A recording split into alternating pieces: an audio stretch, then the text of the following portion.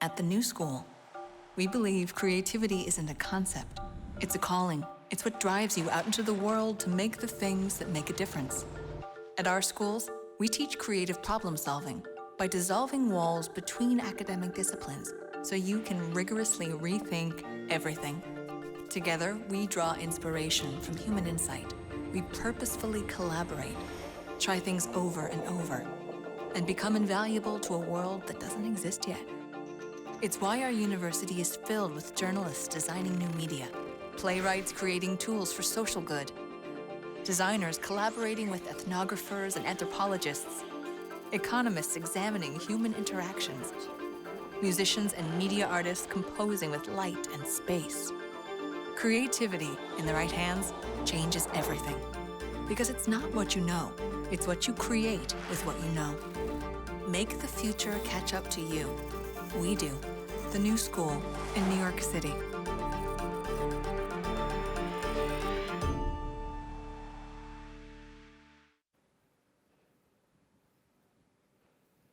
All right, good morning, everyone. My name is Erin Stein, and I'm the Assistant Vice President for Enrollment. And we're thrilled to welcome you here today to learn more about Parsons School of Design and the new school. Today, you'll hear more about our school and graduate programs, as well as how to navigate the admission process. But our history offers us some important context for understanding how we became the institution that we are today. The new school was founded nearly a century ago by academic visionaries from top universities who were frustrated by the intellectual timidity of academia at the time. They envisioned a new kind of institution where faculty and students would be free to openly address the problems facing societies of the 20th century. Today, we are made up of 5 renowned schools here in New York City, and we also offer a campus in Paris. And 4 of those schools here in New York offer graduate programs. And just to highlight, we're of course focusing on Parsons School of Design today. Eugene College of Liberal Arts is our undergraduate liberal arts college. The College of Performing Arts offers master's degrees at Mannes School of Music and the School of Drama. The New School for Social Research is where we offer master's and PhD programs in the humanities and social sciences. The New School for Public Engagement offers programs such as media studies, international affairs, creative writing, nonprofit management, and that is the school of which I am a 2013 media studies alum. And then our campus in Paris, where we offer one of our degree programs. And we'll come back to highlight some of those throughout the institution. Today, we are one university, and of course are going to highlight on our programs in art, design, policy, but also overall we're a university of 10,000, with about 5,000 of our students studying specifically at Parsons. Our students come to us from 116 different countries in all 50 US states, and we're proud to be one of the most diverse programs internationally in the country. And actually last year, over 50% of our incoming class was international at Parsons, which is something that we're really proud of in the graduate space. It's really important for us to continue learning from each other from a global perspective. Each year, all of these different colleges bring together students from across the country and around the world, artists, designers, writers, performers, and creative intellectual thinkers that are preparing to take on a world that in many ways doesn't exist yet. Parsons itself actually first opened in 1896 as the Chase School, and it was founded by a leading group of progressives to secede from the Art Students League of New York City in search of more individualistic expression. Under the eventual leadership of Frank Parsons, the school then created groundbreaking programs linking art and design with industry. In 1970, Parsons joined the new school, where today we continue our legacy of innovation in design practice, theory, and collaboration. Parsons is consistently ranked among the top art and design schools globally. And to share more about Parsons School of Design, I'm now thrilled to introduce Parsons Dean, Joel Towers.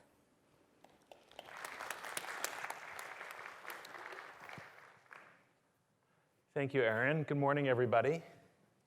Can't see you so well, but good morning. Yes, I'm going to talk to you a little bit about Parsons. A couple of things before we start. As Erin mentioned, Parsons joined New School in 1970. That's almost 50 years ago. And the New School will be celebrating its centennial this coming fall, its 100th anniversary. And Parsons, a couple of years later, will celebrate its 125th. So there's a lot of history and richness and opportunity to celebrate here. But the important thing about those two dates and the fact that I'm mentioning to you has to do with the way in which both Parsons and the New School have approached their curriculum and their engagement with learning and with this city over time, which is a constant sense of renewal, a commitment to what we do and how we do it, and an awareness of the time in which we're doing it. And so at Parsons, the story of this last 10 to 15 years has really been about focusing the school on the issues and challenges of our time, not losing the historical perspective that we have, but really thinking about creatively and intellectually, what is it that we should be studying today? What are the challenges and opportunities for artists and designers and creative business leaders in this current moment? And how do you look forward to the next 10 to 20 to 30 to 50 years and the kind of education you should be providing? And so this has been a very active time at the school this last decade or so, and we've introduced several new graduate programs which have really brought a tremendous amount of vibrancy to the kinds of issues that we're able to address here, and we've rethought many of our historic programs in order to bring them up to the contemporary issues. So I want to talk to you a little bit about that, if I can advance these slides. So the first thing is the relationship over this last 50 years of Parsons and the New School.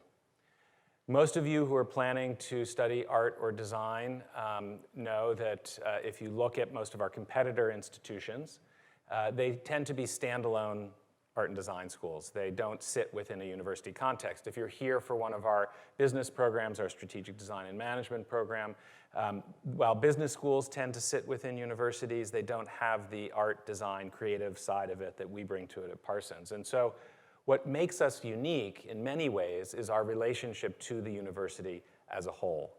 That bringing art and design into the space of the humanities, the social sciences, public policy, performance, in a dynamic relationship in which what you are able to study and how you study is hybridized by the dynamics between disciplines and across disciplines, is really something that I think it's very hard to find at other standalone art and design schools. At the same time, if you're here to study business and strategy, the idea that you are embedded within an art and design school brings to you that kind of creativity and innovation that every business is looking for today, quite honestly, because the challenges that are faced by organizations and the structures that they establish have to do with thinking about new challenges and new problems in creative and innovative ways. And so I would argue, and I think it's really quite dynamic here at the university, that is what makes this place special. So how do we take advantage of it? How do we think about design in the contemporary era? How do we think about why you would study design today, why you would do that here, and why particularly at Parsons? So when we say design, we really mean the broad scope of creative practices. We mean design, quite honestly, as the capacity of human imagination to transform the world around us with intention. That can be done through the arts, it can be done through the traditional practices of design, it can be done through creativity and business strategy, but these things come together through intentional human action. And so design has always been a part of human activity. And the truth is that we live in a world that has been designed quite intentionally to be the way that it is. Now, that's not necessarily a good thing. When you think about the challenges of climate, of urbanization, of healthcare, of health and well-being, there are lots of challenges that are a result of thoughtless or not well thought through design, or design that tends to externalize certain kinds of conditions in order to favor other practices. And so we make waste a human concept. And so in this context, design is really meant broadly.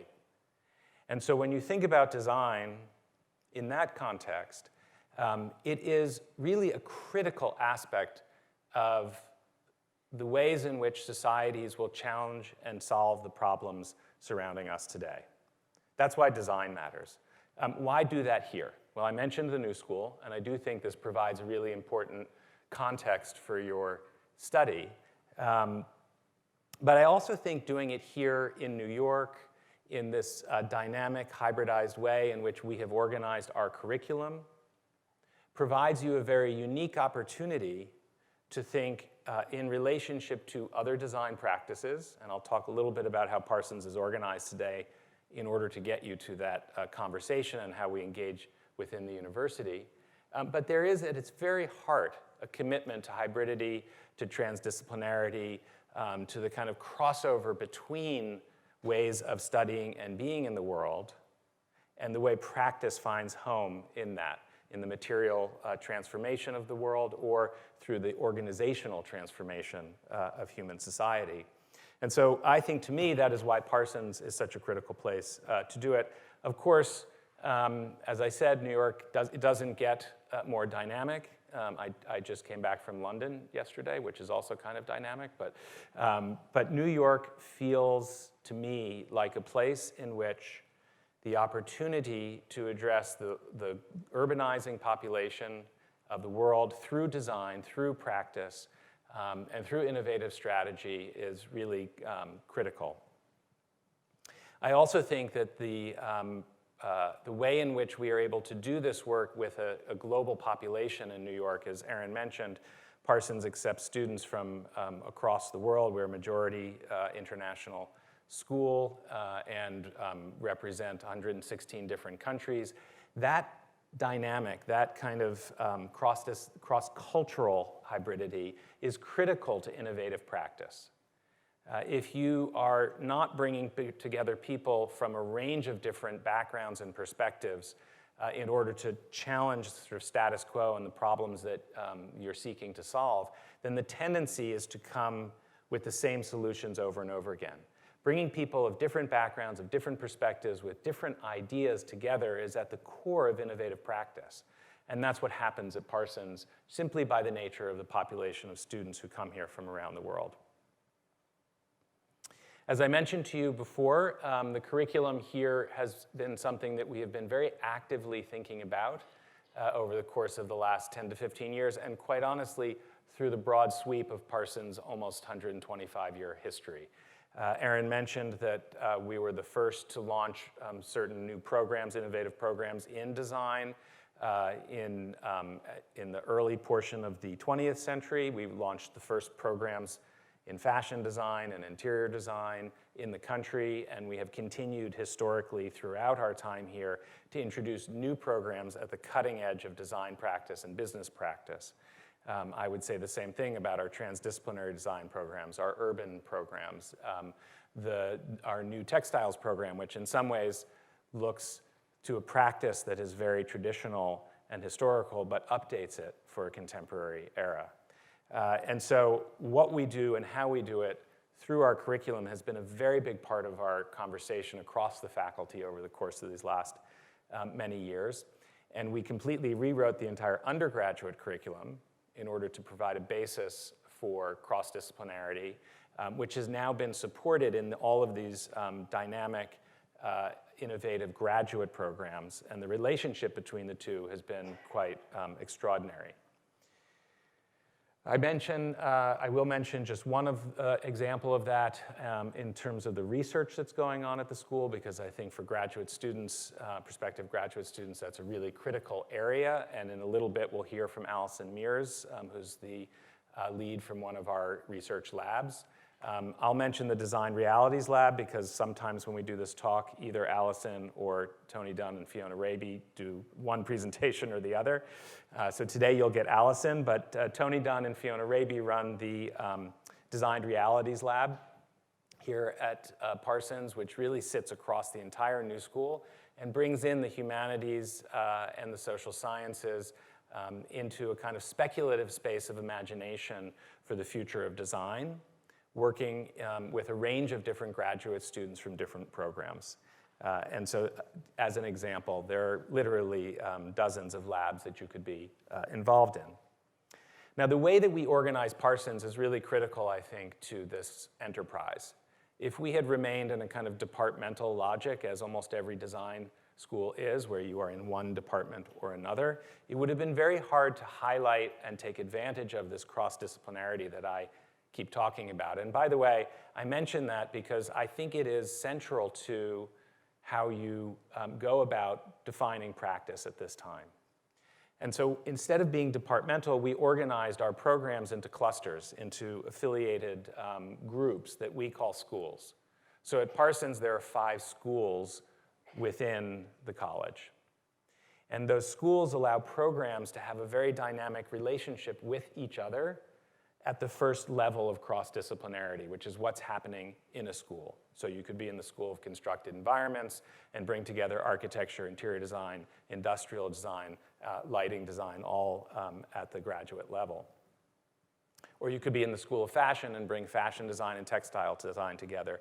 Or you could be in the School of Design Strategies and bring our urban programs or our transdisciplinary design program together. Or you could be in the School of Art, Media, and Technology and bring a range of fine arts and photography and data visualization and communication design programs together in a very rich and dynamic relationship. Or in our School of Art and Design, History and Theory, where you have a range of programs from the Cooper Hewitt's partnered program in the history of design and curatorial studies to our fashion studies programs across, again, connecting into all of the rest of Parsons and the university with the ability for minor and design studies. So there's a lot happening in each of these schools, but then the schools collaborate with each other and the college itself collaborates with the entire university. So just within Parsons, you have this organizational dynamic that supports cross-disciplinarity, and then you layer into that the university. I mentioned the city as a key component of why to study here at Parsons at this time. It is, as I mentioned, a pretty dynamic space, and I don't know how many of you are from New York. Actually, we didn't do that question, but who's from New York? Okay, so I'm going to stop talking about New York because half of you are from New York, so you already think it's a pretty good place. But for the rest of you, it is a really dynamic place to be studying, and we consciously engage with the city as a co-curricular space through our work at the Cooper Hewitt in more formal relationships, and then through a range of different partnerships across the city, whether with the municipal government, working with partners in the not-for-profit sector, working with the United Nations, working with agencies around the city. So we're a design school, and again, I want to take that word very broadly. When I say it, I hope you are hearing yourself represented in it. But at the core of what we do is a kind of project-based learning, even in our more theoretically framed programs, which is to say that we recognize that the transformation of the physical environment or the organizational environment can be construed as project-based, and it is the core of our curricular framework. It is supported by a theory basis that is integrated into our project-based learning in each of our different studio and seminar courses, and it really infuses a great deal of what happens across the entire university. Research plays a critical role in that.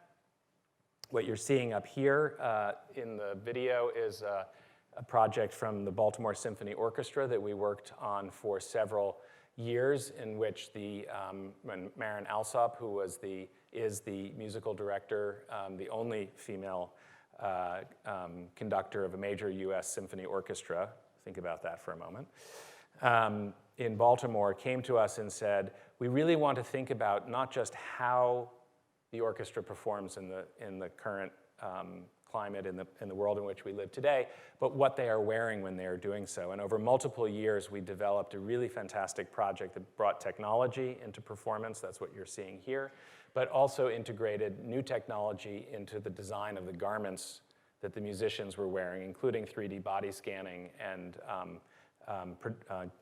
customized production of each of those garments. And I was just at the opening this last year for that performance. It was very exciting. You also see a project with Tom Dixon that we did last year when he was on campus, and projects with as diverse as groups like Cornell Technion, where we've been working with Verizon and Google to develop work together. Facilities play a critical role in this, and you will get a chance over the course of the day, I believe, to really get a look through a lot of them. Right now, you're in the University Center, which is a state-of-the-art educational building, which opened about 5 years ago. I mention that in part because it is the center of, the core of this campus and provides a great deal of the resources to come together. But across all of our buildings, the investment in our infrastructure and facilities has been really quite extraordinary in this last decade. You will have a chance to see the Making Center in the afternoon. Go take a look at the galleries. There are about 4,000 square feet of gallery space over in the Sheila Johnson Design Center, one gallery that tends to support longer-term traveling exhibitions, and another that is quicker and rotates, the Aronson Gallery, facing Fifth Avenue. Obviously, the studios and the shops are central to your experience here. They're intended to get dirty and be lived in, and they are pretty much 24/7. They're supported by the Making Center, which I mentioned to you as well, which is hubbed over at the Sheila Johnson Design Center, but expands across about 80,000 square feet of facilities here at the university, including 25 East 13th Street and up on 16th Street, where we have some more of our technology spaces.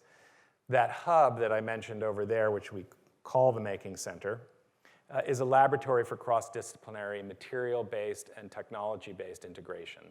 It brings traditional materials together with new materials. We have 3D knitting machines alongside 3D printers, alongside metal and wood and ceramics and textiles and printmaking, all of them in relationship to each other, so that as ideas generate across both disciplinary boundaries, it is also possible to experiment across technological and material boundaries. There's a quite remarkable motion capture studio that we just put in last year, which you can see on the bottom right of your screen, with 16 cameras for digital animation. So I encourage you to go take a look at that. So the combination of curriculum and facilities are two of the three legs of the stool that make up Parsons. But critical to the functioning of this place and the vibrancy of it is a really extraordinary faculty. And again, I'm going to come back to this question of New York City, in part because a great many of our faculty are drawn from practicing artists, designers, business leaders who reside within the city and are adjunct to the full-time faculty who are here. And so there's a wide range of about 1,200 individual faculty who we call upon to teach many of the courses precisely because they're at the cutting edge of practice and innovation and creativity. And we join those part-time faculty to this rich, diverse research faculty who are based here full-time, about 170 of us, who've come to Parsons in order to really advance the study of the fields that we are engaged in and the cross-disciplinarity that is possible only through this kind of rich environment. And so this faculty writes, they make, they research, and they advance the fields. Last year alone, there were over 80 faculty publications, 25 authored books, 3 edited editions in just 1 year, and that's just from a segment of our population producing work. Those research opportunities, as I mentioned, are critical to your experience as a graduate student to be involved in that process. It happens with many of the partners that you see up here, where we have ongoing projects throughout the course of any academic year and over multiple years, as well as through the organization of research labs that are led by our faculty to be developing this work. And that is an opportunity for graduate students to be getting deeply involved over multiple years in those practices. And as I said to you before, I wanted to bring up Allison Mears, because Allison has been leading out now she's in the 4th year of a research endeavor called the Healthy Materials Lab, which really sits at the intersection of affordable housing, human health, and building and the built environment. And so if you will, please give a hand to Allison Mears.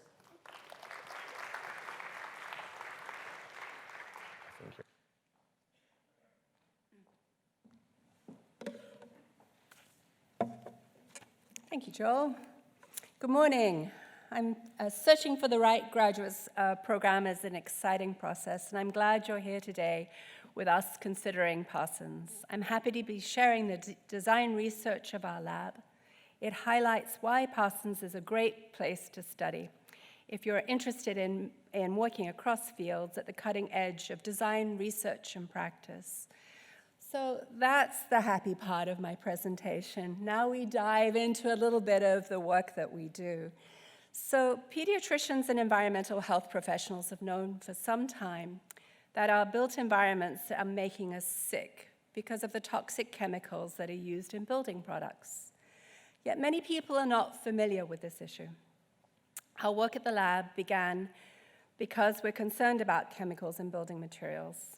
How do we address this knowledge, change design practice, and educate the next generation to design better places to live for everyone?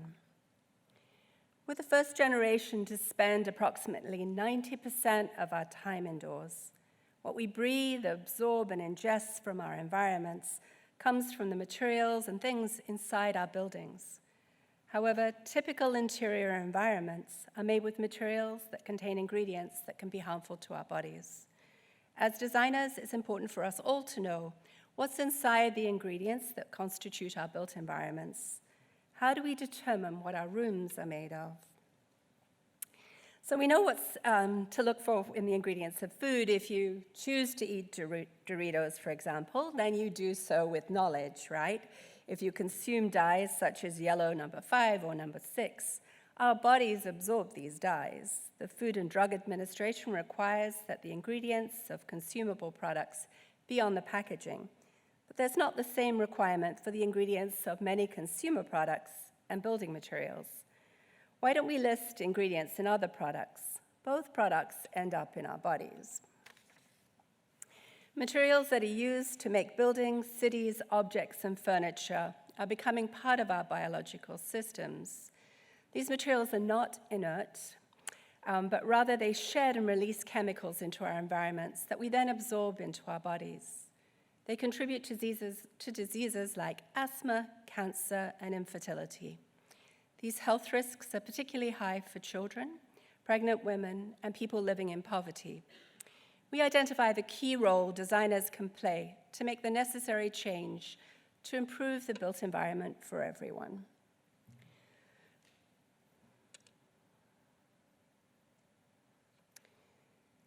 These are the urgent issues that frame our research and practice. In 2015, we launched the lab, funded by a grant from the JPB Foundation.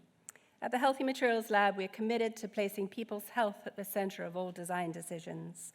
And I would just urge you all, whether you come to Parsons or not, to take that on in your practice going forward, both artists and designers, to think of people and their health at the center of your practice. We guide change to design practice and help educate the next generation to design better places. We raise awareness and create resources for all designers and architects to make healthier places.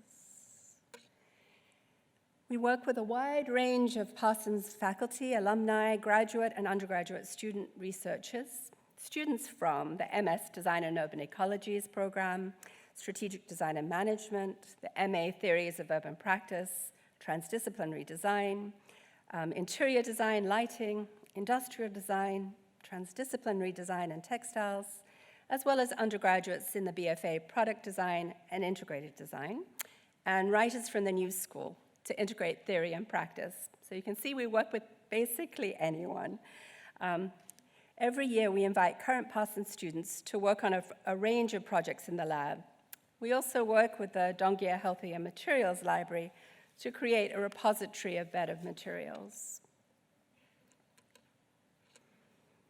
We formed a partnership with 3 expert national organizations who collaborate on this healthy, affordable materials project to transform affordable housing nationwide. This work is funded by the JPB Foundation with a $7.5 million grant, 3-year grant that started in 2015. In 2016, we were refunded with another $7.5 million, which is why it says $15 million, which seems like an awful lot of money, so we'll just hop over that. We're also working on a range of new grants to expand our funding sources so that we're not just reliant on one source, but multiple sources. Our research uses a case study. We use a range of methodologies, but we began with this case study methodology to understand how better, healthier, affordable housing is designed and built across the US. We found that actually it's an incredibly complicated space, and it's not simple to make change in it. So we've set ourselves somewhat impossible aspirations for the work that we do, but we find that, step by step, we're making progress, which is kind of exciting. From this research, it may seem a small thing also, but we started to identify material content in some typical products. And this is important, and we compare it to the food labeling process because it means that the people we work with, the affordable housing providers, have a new resource that they can look to help improve their practice. So instead of, for example, specifying and using polyvinyl chloride tiles, floor tiles on their floors, they can look for a better product, and through that simple process make dramatic change in the places they build. We've also been forming partnerships, and this network of other groups that we work with is really important for us. We don't work alone. We don't even work with our 3 partners just with our 3 partners on the grant. We're really looking for opportunities to test our work and to explore our work and make impact generally, as much impact as we possibly can, so that when we look at this list of partners, we can see manufacturers on the list, New York City government agencies, local and national architecture and design firms, and community groups. All of those groups we want to be working with constantly on a number of different projects. We also prototype and test new products with the Finnish Cultural Institute to explore the relationship between food and building products during New York City Design Week, with Wanted Design to highlight the amount of time we spend indoors creating a new living forest, with the West Harlem Group, long-term friends of ours, to introduce them to better lime-based paints, and finally at Parsons, exploring alternate acoustic panels made from, in this case, mycelium panels. Our research continues. Our research continues and has expanded to incorporate the impact of legacy chemicals, like lead, for example, anything that has used historically that still exists in and around buildings, in post-industrial cities like Warren, Ohio, that building on the left-hand side there, with our friends at the Trumbull Neighborhood Partnership, which work that is funded by a grant from the EPA, and our current industrial hemp and lime research for use in affordable housing.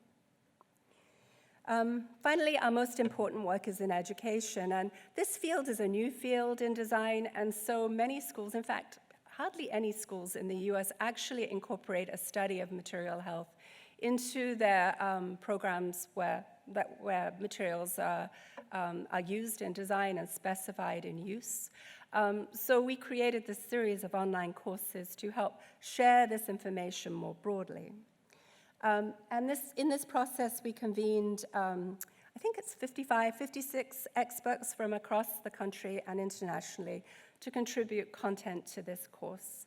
And the reason we did this was because the material sits at the intersection of many disciplines. And so we couldn't, as architects or designers, actually present this material in a way that would be both expert and authoritative. We really wanted to draw from others to create the most accurate and impactful content. And this is the happy part. The happy part is that we've actually made a great deal of change in this work. We've seen in the last 3.5 years that there's both local and national interest in the work that we're doing. Our educational programming is being taken up by design practices, large and small, both locally, nationally, and internationally.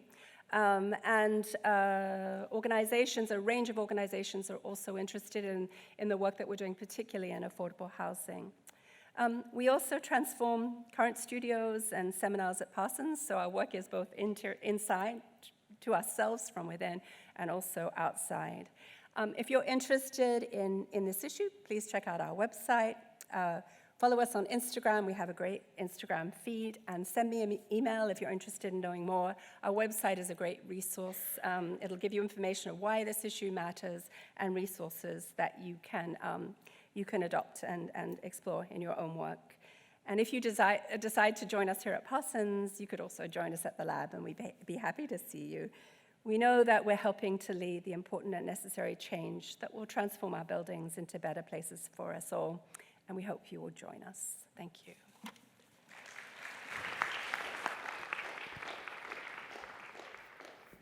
So I'm just going to share a few more items today before we break you out into your individual programs. But as you can see, Parsons really is a special place for graduate study. Our relationship with the new school allows students to explore disciplines beyond their programs while finding new ways to innovate, question convention, and so on. And no matter which area of study that students pursue, you're going to be challenged to understand the human needs that are going to inform your work. So you're going to keep questioning convention, taking risks, collaborate together to hopefully build a stronger creative potential and prospects for innovation. I am going to jump over the ocean for a moment to Parsons, Paris, where we actually were the first US institution to open a campus in Europe back in 1921. And thankfully, the interior of our main building there does not date back to then. We actually refurbished a building very much in the center of Paris, in the first arrondissement, and it's right there. And for graduate study, our fashion studies program is housed there, both there and in New York. So for graduate study, that's really the opportunity for that particular campus that someone would have to study abroad.